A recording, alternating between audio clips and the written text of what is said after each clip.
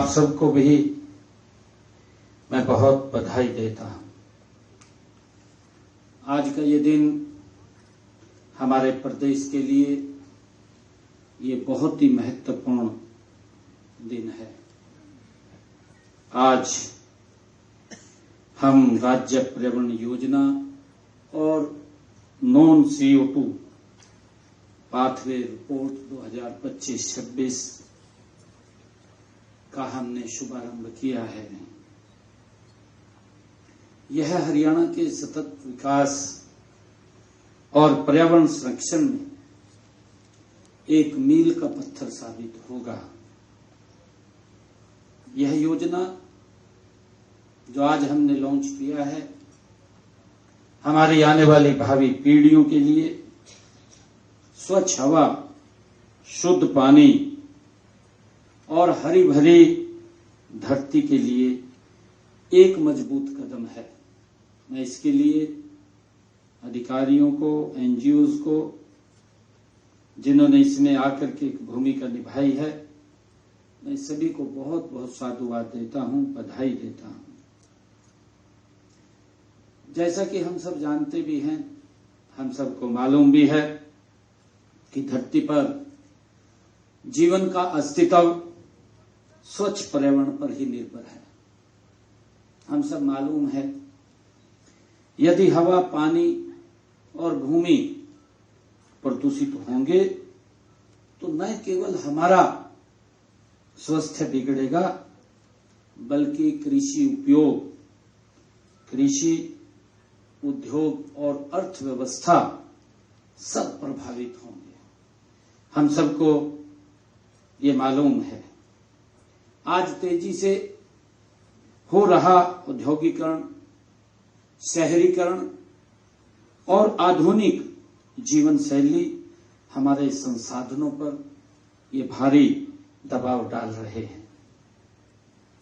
बिना उपचारित सीवरेज और औद्योगिक अपशिष्ट खनन से निकलने वाला मलबा, हम सब जानते हैं, तेल का रिसाव, चाहे घरेलू कचरे का सही निपटान न होना, यदि ये सब हमारे जल, वायु, मिट्टी को प्रदूषित कर रहे हैं, इन समस्याओं से निपटने के लिए हमने विशेषज्ञों से और हमारे जो पर्यावरणविद हैं उनके साथ मिलकर एक व्यापक और दूरदर्शी योजना वो बनाई है और जिसे आज हमने लागू किया है। ये देश का पहला ऐसा राज्य है जो इस पर्यावरण के अंदर आगे बढ़ करके काम कर रहा है। मैं पुनः सभी का आभार व्यक्त करता हूं और सभी को बहुत बहुत बधाई भी देता हूं, क्योंकि पर्यावरण शुद्धता में हमारा एक महत्वपूर्ण कदम ये आज उठा है। जो देश का पहला राज्य हरियाणा बना है, इसके लिए सभी को मैं बहुत बधाई देता हूं। मित्रों, देश के यशस्वी प्रधानमंत्री आदरणीय मोदी जी ने भी जलवायु, मिट्टी जैसे संसाधनों को बचाने का संदेश दिया है। आदरणीय प्रधानमंत्री जी ने कहा है कि हमारे पास प्रचुर मात्रा में प्राकृतिक संसाधन हैं और इसका हम सब उपयोग भी करते हैं, क्योंकि हमारे पूर्वजों ने इन्हें हमारे लिए बचा करके रखा है। हमें भी अपनी आने वाली पीढ़ियों के लिए इन्हें बचा करके रखना है, आदरणीय प्रधानमंत्री जी ने कहा है। और हम देखते हैं कि आज जो इतना वातावरण प्रदूषित हो रहा है, हम लगातार पेड़ का कटाव कर रहे हैं, जंगल सीमित हो रहे हैं, पेड़ नहीं है, परंतु उसका एक ऑप्शन निकाला। पेड़ नहीं है, हम देखते थे कि यहीं से अगर हम 100 किलोमीटर ऊपर चले जाएंगे तो आपको एसी की भी आवश्यकता नहीं है। अगर 100 किलोमीटर ऊपर से नीचे आ रहे हैं तो बिना एसी के आप रह नहीं पाएंगे। और अगर आप यहां से 100 किलोमीटर और आगे चले जाएंगे तो और स्थिति हमारी खराब हो जाएगी। ये किस प्रकार का हमने असंतुलन खड़ा किया है, इसका जिम्मेवार कोई और भी नहीं है। प्रकृति के साथ कहीं ना कहीं छेड़छाड़ उसको किया है और उसके दुष्परिणाम हम सबको भुगतने पड़ रहे हैं। अगर हम देखें कि एसी चल रहा है, अंदर का मौसम तो ठीक है, परंतु बाहर का मौसम अगर आप देखेंगे कितना दूषित होता है, कितना गर्म होता है। हमने उसके ऊपर भी विचार करना चाहिए, उसके ऊपर भी सोचना चाहिए। आदरणीय प्रधानमंत्री जी ने जो बात कही है, जो उन्होंने एक मार्ग दिया है प्रदेश का विकास, हम मिलकर के उनके मार्गदर्शन में लगातार 3 गुना गति से हमारी सरकार कर रही है। लेकिन साथ ही हम अपने प्राकृतिक संसाधनों का संरक्षण करने के लिए भी हम प्रतिबद्ध हैं। हमें इस बात को समझना है। मित्रों, आज हरियाणा के शहरों में हम सब देखते हैं, जानते भी हैं, आज हर रोज 5600 टन ठोस कचरा पैदा होता है। अगर हम पूरा शहरों का आंकलन करें, 5600 ये ठोस कचरा ये पैदा होता है और इसमें 77% का निपटान तो हो रहा है, लेकिन 23% कचरे का प्रबंधन करना अभी बाकी है। हम सब देख भी रहे हैं और इसके समाधान के लिए हमने पूरे राज्य में 13 integrated solid waste management plant स्थापित करने की हमने योजना बनाई है, ताकि गति से इसके ऊपर अभी बताया भी था कि चाहे यमुना की बात हो, पिछले दिनों हमने उसका पूरा सर्वे किया कि हरियाणा की तरफ से एक भी अनट्रीटेड पानी की बूंद यमुना में नहीं जाएगी। हमने उसके लिए पूरी बड़ी योजना वो बनाई है।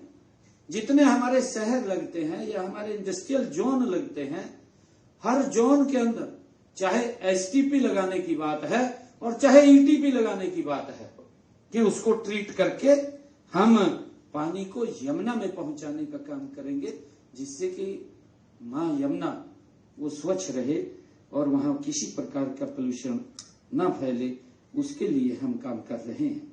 और इसके अतिरिक्त हम सालों से डंपिंग ग्राउंड में जमे कचरे को भी साफ कर रहे हैं।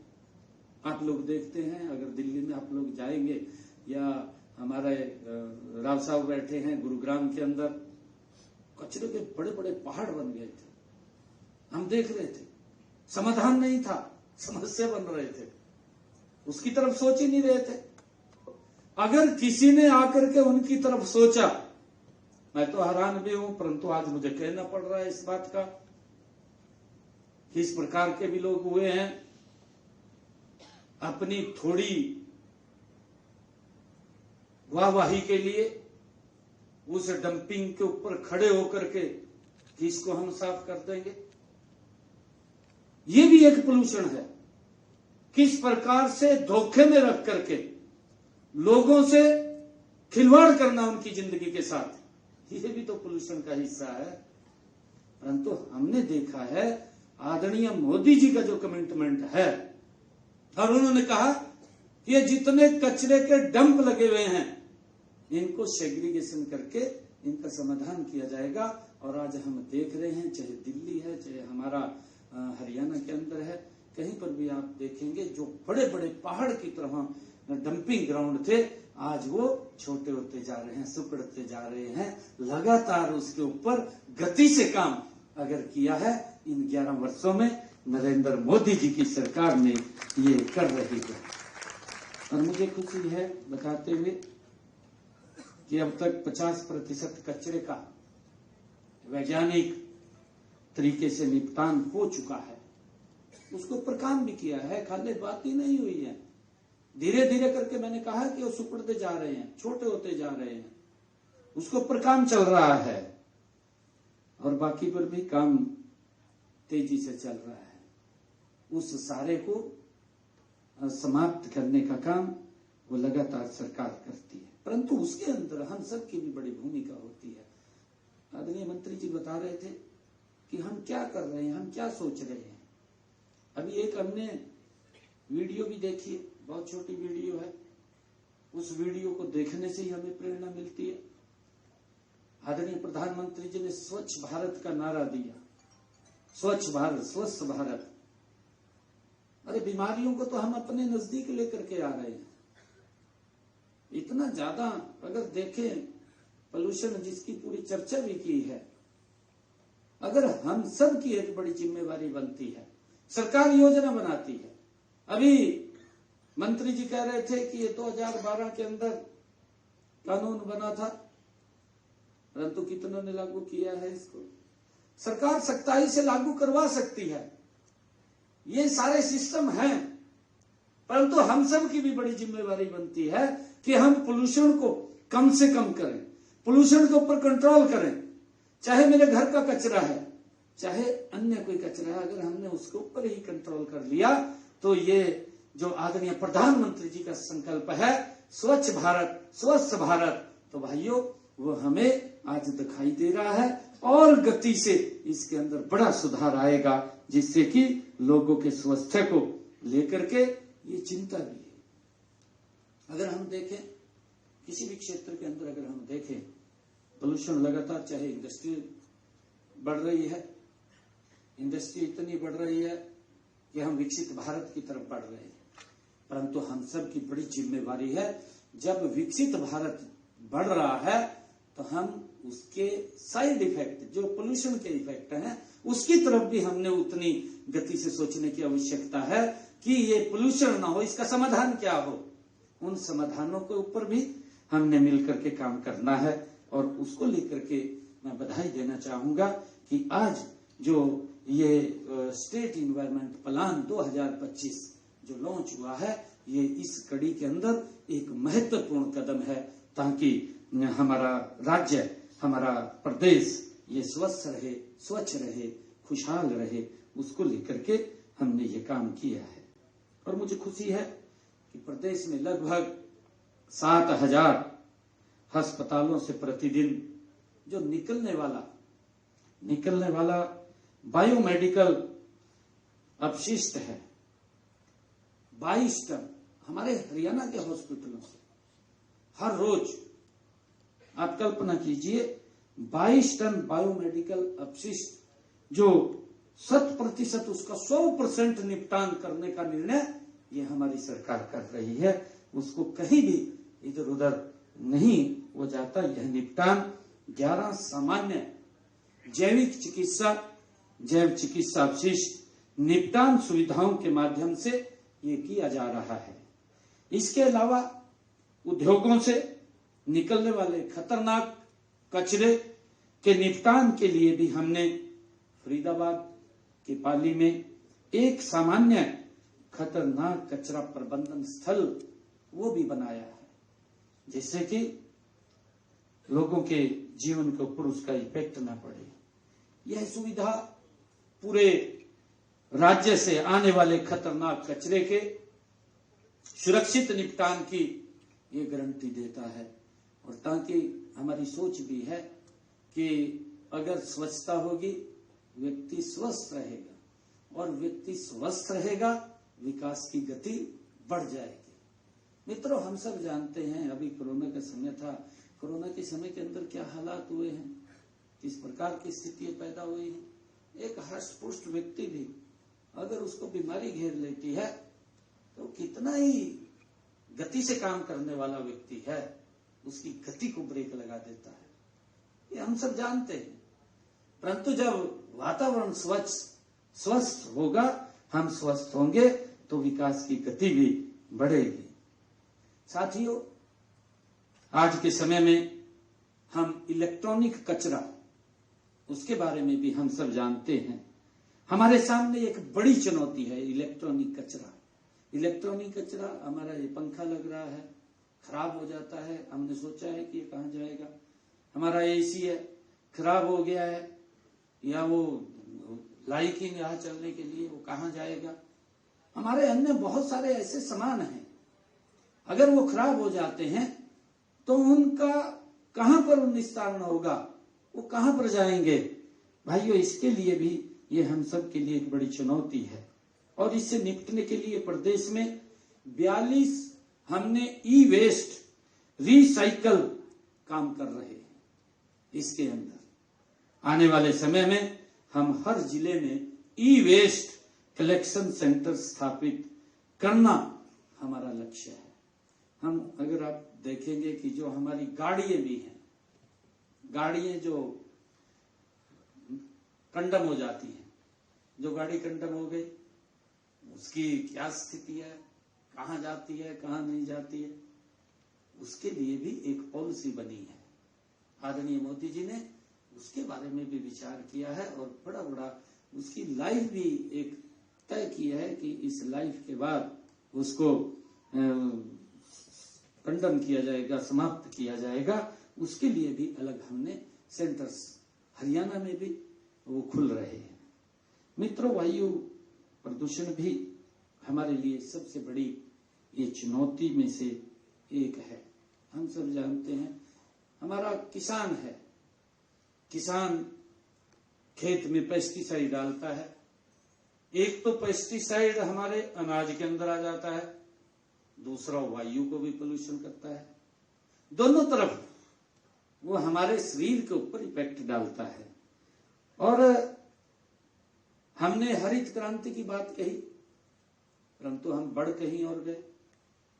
आदरणीय प्रधानमंत्री जी ने अलग से इसके ऊपर भी बजट रखा है।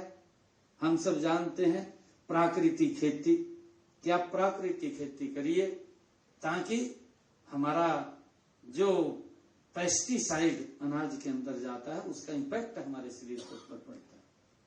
हम देखते हैं हमारे हरियाणा के अंदर ही है, क्योंकि हमारी जब मैं बहुत छोटा था मैं देखता था अनाज मंडी के अंदर जब अनाज लेकर के जाते थे, मेरे ख्याल से जो हमारे वहां श्रमिक थे, 1 क्विंटल की बोरी को वो उठा करके गाड़ी के ऊपर चले जाते थे, और आज वो घट करके मात्र मेरे ख्याल 35 किलो की रह गई है।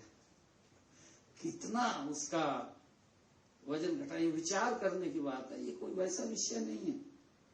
उस 35 किलो की बोरी को उठा करके भी हम ऊपर नहीं जा सकते। आज वो स्थिति आ गई है मानवता के सामने, क्योंकि हमारे पास संसाधन इस प्रकार के आ गए हैं, जिसका मैं जिक्र कर रहा था कि हमने पेड़ तो काट दिए हैं, पेड़ काट दिए, उसका हमने एक समाधान खोज लिया कि एसी लगवा लेंगे। भाई वो इम्पैक्ट पड़ रहा है उसका बहुत ज्यादा, हमारे शरीर के ऊपर कितना इम्पैक्ट उसका पड़ रहा है। हमें पौधे लगाने की आवश्यकता है। आज आदरणीय प्रधानमंत्री जी ने एक पेड़ मां के नाम इसका शुभारंभ किया है। हम सब की जिम्मेवारी है कि इस वातावरण का संतुलन बना करके रखिए। आज अगर हम देखते हैं, जब वातावरण के वायुमंडल के अंदर अगर असंतुलन हुआ है तो उस असंतुलन के कारण ही तो हम देख रहे हैं, पता ही नहीं लगता, बादल का बादल गिर जाता है, फट जाता है। कितने गांव तबाह हो गए आपके सामने है। उस गांव के गांव चले गए, उसको भागने का भी समय नहीं दिया कि भाग तो जाए घर से निकल करके, वो भी समय नहीं दिया। ये हमारी प्राकृतिक असंतुलन है जो बिगड़ गया है, और बिगड़ा है तो उसका कहीं ना कहीं हमारे ऊपर इम्पैक्ट पड़ रहा है। हमें उसको विचार करने की आवश्यकता है, हमें सोचने की आवश्यकता है कि हम उसको कैसे दोबारा उसका संतुलन बना करके रखें। और इससे जो वायु प्रदूषण है, जिसका मैंने जिक्र किया है कि हमारे लिए सबसे बड़ी चुनौती है, इससे निपटने के लिए अभी हमने वर्ल्ड बैंक के साथ मिलकर के 3600 करोड़ रुपए की लागत के clean air project for sustainable development की शुरुआत की है। और इसके तहत हमने गुरुग्राम, फरीदाबाद और सोनीपत के लिए 500 इलेक्ट्रिक बसें वो भी खरीदी हैं।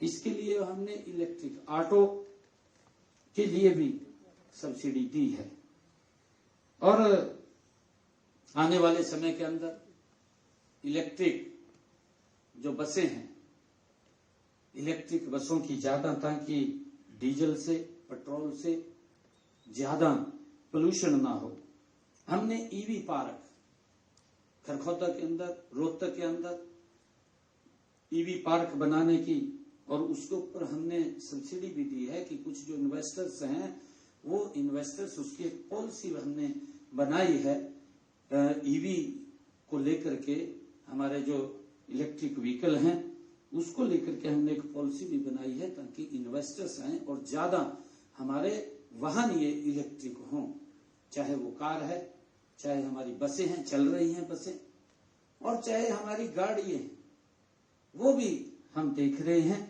वो भी इससे चल रही हैं। और अभी हमने एक बड़ी फैक्ट्री का भी अभी उद्घाटन किया है।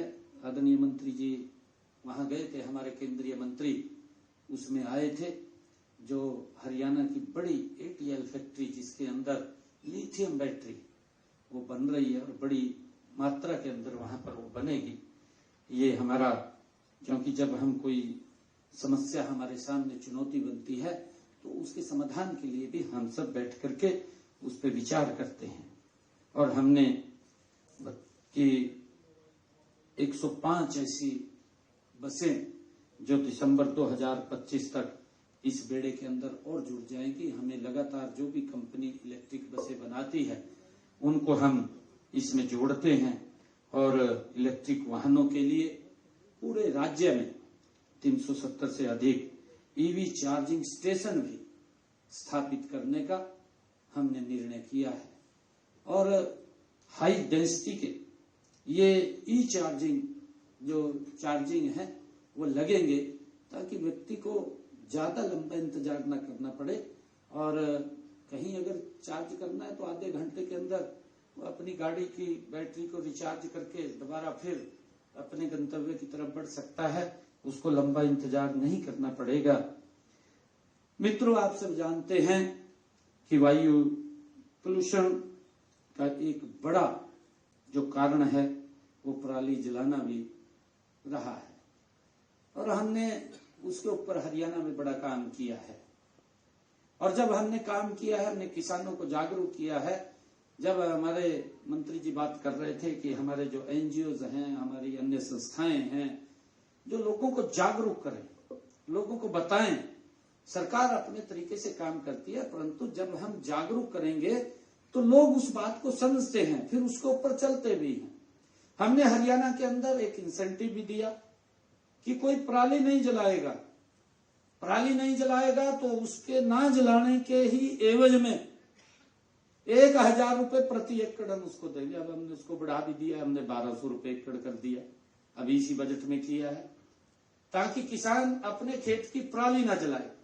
और उसकी एवज में हमने खड़ा किया है बिजली संयंत्र लगाने का काम भी किया है। कई जिलों में लग गए अभी, और लगातार कई जिलों में अभी लगने वाले हैं, ताकि किसान को वो अपने खेत की पराली हो, गन्ने की पाती हो या गेहूं के फाने हो, कोई भी उसका वेस्ट मटेरियल हो, वो उसको जलाए ना, वो उसको काट करके उसके लिए हमने चाहे बेलर है, चाहे रीपर्स हैं, उसके ऊपर भी सब्सिडी देने का काम किसान को किया है, ताकि वो उसको काट करके उस इंडस्ट्री के अंदर जो बिजली से अंतर लगा है उसके अंदर जाकर के उसको बेच सके। सरकार भी इंसेंटिव दे रही है, उसका भी इनकम का साधन खड़ा किया है, ताकि उसको ये जलाने की नौबत ना आए। और उसका, क्योंकि जब जागरूक किया है तो हमारे किसानों ने भी उसका पॉजिटिव लिया है, और पॉजिटिव लिया है तो उसके पॉजिटिव परिणाम आए हैं। पॉजिटिव परिणाम ये आए हैं कि माननीय सुप्रीम कोर्ट ने अपने एक आदेश के अंदर हमारे पड़ोसी राज्य को स्पष्ट रूप से एक बात कही है कि आप पराली प्रबंधन के रूप में अगर आपने कुछ सीखना है तो हरियाणा से सीखिए। ये बात माननीय सुप्रीम कोर्ट ने अपने आदेश के अंदर की है, क्योंकि उसकी व्यवस्था खड़ी की है। व्यवस्था खड़ी की है तो हमारे किसानों ने ऑन किया है, तो ये पराली प्रबंधन को लेकर के भी हमने उसके ऊपर काम किया है, उनको जागरूक किया है। और पराली प्रबंधन के लिए 1 लाख से ज्यादा मशीनें हमने दी हैं, 1 लाख से ज्यादा। इसके फलस्वरूप पराली जलाने की जो घटनाओं में वर्ष 2016 के बाद अब तक 90% की कमी आई है। 90% की कमी, ये हमारे लिए खुशी की बात है। हमने उद्योगों से भी निकलने वाले प्रदूषण को नियंत्रित करने के लिए भी CNG और PNG जैसे स्वच्छ ईंधन के उपयोग को बढ़ावा हमने दिया है। वायु की गुणवत्ता की निगरानी भी लगातार की जा रही है, जिसका जिक्र भी किया गया था। इसके लिए प्रदेश में 29 स्वचालित और 46 मैनुअल वायु गुणवत्ता निगरानी स्टेशन काम कर रहे हैं। आने वाले समय में 18 और स्टेशन स्थापित करने की हमारी योजना है। मित्रों, हमने जल प्रदूषण को रोकने के लिए भी ठोस कदम हमारी सरकार उठा रही है। इसके लिए लोगों को जागरूक किया जा रहा है। प्रदूषित पानी को साफ करके फिर से उपयोग करके उसका पानी के लायक उसको बनाया जा रहा है। हमने ये भी अभी, चाहे गुरुग्राम हो जहां हमारे इंडस्ट्रियल जोन है, वहां पर ETP लगा करके पानी को ट्रीट करके रिसाइकल करने का काम, चाहे वो ग्रीन एरिया हो या हमारा एग्रीकल्चर जोन हो, एग्रीकल्चर के अंदर भी हम उसको रिसाइकल करके उस पानी को देने का काम कर रहे हैं, ताकि पानी की भी बचत हो और वो भी स्वच्छ हो। उसको लेकर के हम काम कर रहे हैं। मित्रों, इस समय राज्य में कुल अगर हम देखें जो सीवरेज ट्रीटमेंट क्षमता है वो 2343 MLD है। इसका 74% उपयोग हो रहा है। हमारा लक्ष्य सभी डिस्चार्ज जो पॉइंट्स हैं को सीवरेज नेटवर्क से जोड़कर इस क्षमता को 100% करने का हमारा लक्ष्य है, ताकि इसमें किसी प्रकार का कोई पोल्यूशन ना हो। मित्रों, आज हरियाणा में 201 सीवरेज ट्रीटमेंट प्लांट कार्यरत हैं। इन प्लांट्स से निकलने वाले शोषित पानी का, जो शोधित पानी है, उस शोधित पानी का अधिकतम उपयोग किया जा रहा है। मित्रों, मैं यहाँ पर विशेष रूप से हमारा रेवाड़ी के अंदर जो मैसाणी बैराज का जिक्र करना मैं चाहूंगा, क्योंकि वो बैराज में बरसाती पानी के साथ साथ रेवाड़ी और धारूएड़ा जो हमारा वो क्षेत्र है कि सीवरेज ट्रीटमेंट प्लांट का पानी वहां पर इकट्ठा होता है, क्योंकि उसका कई बार विधानसभा के अंदर भी जिक्र हुआ है। हमारे मंत्री जी क्योंकि उसी एरिया से आते हैं और वहां पर लोगों की भी बड़ी इस बात की बड़ी ग्रीवेंस रहती थी कि यहाँ पर इंडस्ट्री का अनट्रीटेड पानी वो इसमें छोड़ा जा रहा है, और उसके क्योंकि जब वो जमीन में जाता है, जमीन में जाने के बाद उसके कई प्रकार के दुष्परिणाम भी हमारे शरीर के ऊपर पड़ते हैं। तो हमने उस जो मैसानी बैराज है, उस बैराज को हमने इस पानी को साफ करके खेती और अन्य कामों में उसको लाया जाता है। इसके लिए हमने पूरी रचना योजना बड़ी उसकी बनाई है और उसके ऊपर काम भी चल रहा है। इसके अलावा हमने सीवरेज ट्रीटमेंट प्लांट के शोधित पानी को सिंचाई के लिए इस्तेमाल करने के लिए 27 योजनाएं वो तैयार की हैं।